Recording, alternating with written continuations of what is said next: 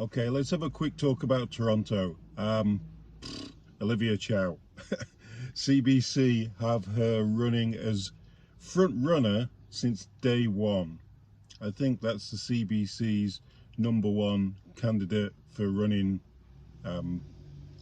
Toronto. Affordable and more accessible and more livable. That's the kind of caring city we need to build. They were saying that the polls were showing that she was the front runner, and these are just polls that 30 people might have been asked, and 10 said yeah, and 20 said all the other people. So you got to think there's over 100 people running for mayor of Toronto, and they're going to spread the vote out.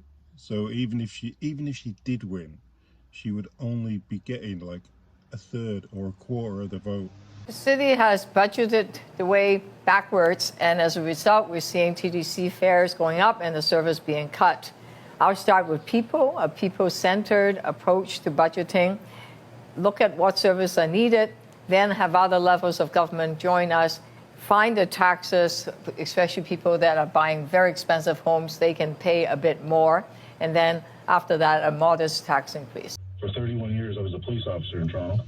I lived in the city and retired in 2009, so it's been a while, but I've seen the city deteriorate under Tory.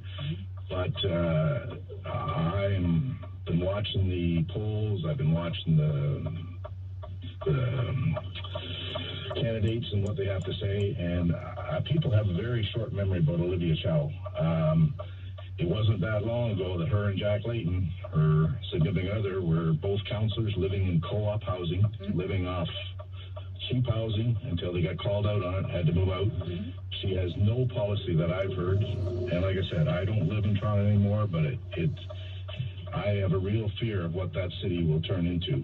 People that buy a $20 million home can afford to pay a little bit more. So that's who I am. I've always been the same old Olivia. So if you don't know, Olivia Chow wants to raise property taxes and fund everything she can in Toronto. She wants to raise and raise and raise taxes.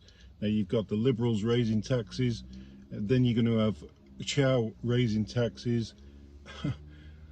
It's going to be almost unaffordable to live in Toronto for some people, and a lot of people are saying that they're going to leave. Do you live in Toronto? If she gets in, are you going to sell and leave? Are you going? Are you going to out of there? Come and join me in Ajax.